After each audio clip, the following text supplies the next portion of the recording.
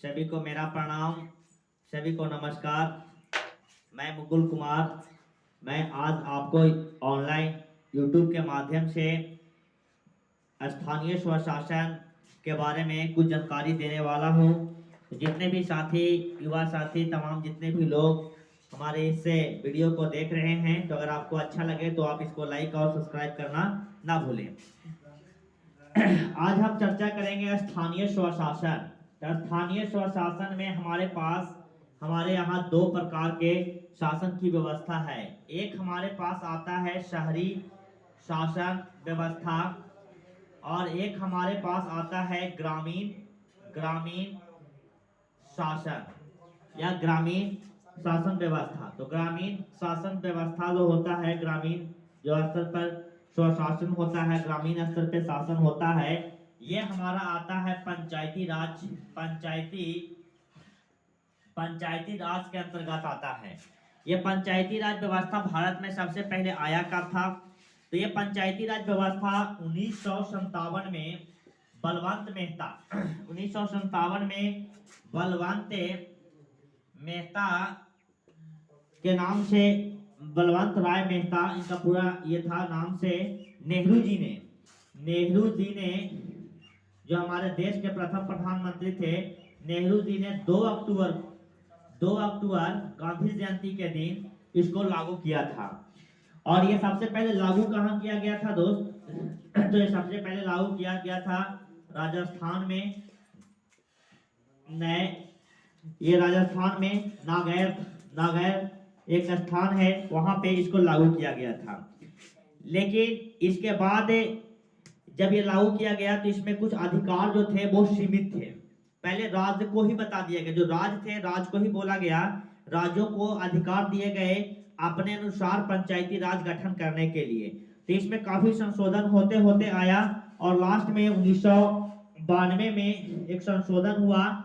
और 1992 में एक संशोधन हुआ, जो संविधान में संशोधन हुआ था, 73वां संविधान संशोधन हुआ। और इसमें ग्राम पंचायत का ये हुआ, और इसमें ग्राम पंचायत का कार्य, ग्राम पंचायत के बारे में इसमें आपको यहाँ इस संशोधन में ग्राम पंचायत के बारे में था। और जो 74वां संशोधन था उसमें शहरी शासन व्यवस्था जो है, जिसको नगर निगम वगैरह आता है, शहरी शासन में नगर निगम आता है, ये 74वां में है। और 73वां में पंचायती राज व्यवस्था है। तो पंचायती राज व्यवस्था का जो गठन हुआ, इसमें संविधान का संशोधन हुआ। यह 11वीं सूची में 9 भाग में हमको मिलता है। 11वीं सूची में है, भाग 9 है। और इसको अगर हम उसमें पढ़ने के लिए ये है, तो ये हमारा पंचायतों के अधिकार के बारे में 243 से 2430 के बीच पंचायतों के अधिकार के बारे में वर्णन किया गया है। तो ये थोड़ा सा था पंचायती राज जो गठन हुआ है। और जो पंचायती राज का ये है वो उसके बारे में था, ये उससे रिलेटेड था। उसके इतिहास पे अगर हम चर्चा करते हैं तो वो वहां आता है।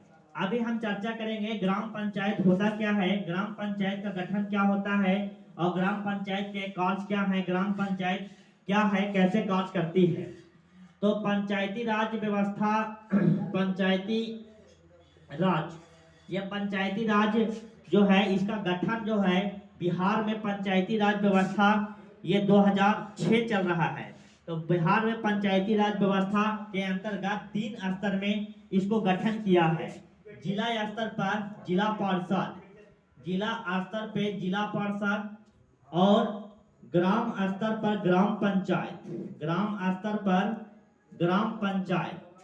और प्रखंड स्तर पर पंचायत समिति होता है।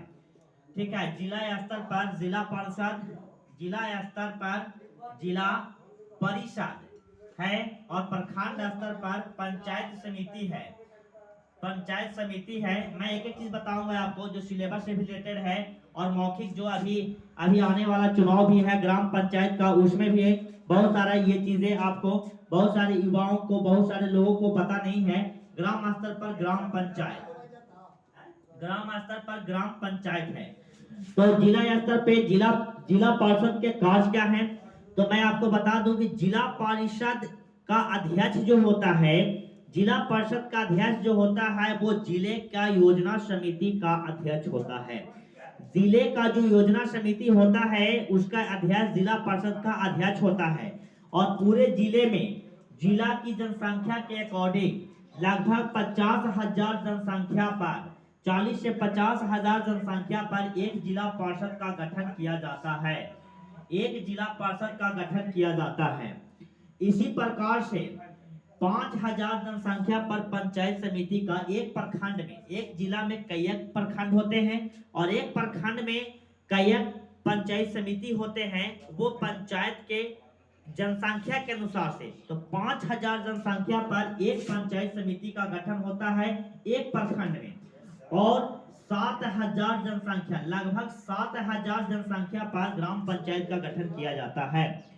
ग्राम पंचायत को सुचारू रूप से चलाने के लिए ग्राम पंचायत में वार्ड सदस्य का चुनाव होता है। वार्ड सदस्य का होता है जो 500 जनसंख्या पर एक वार्ड सदस्य चुना जाता है। वार्ड, एक वार्ड पर। अब आप सोच रहे होंगे कि ये सरकार है, बिहार सरकार है, केंद्र सरकार है, तो नीचे भी शासन की व्यवस्था के लिए संविधान में संशोधन किया गया। और कुछ ये सरकार का मानना है या कुछ लोगों का मानना है कि जो स्थानीय स्तर पर लोग हैं, जो लोग गांव में रहते हैं, जिनकी जनसंख्या जो बिल्कुल मुख्य धारा से नहीं जुड़े हैं, तो इसके लिए 500 जनसंख्या पर एक वार्ड सदस्य होता है।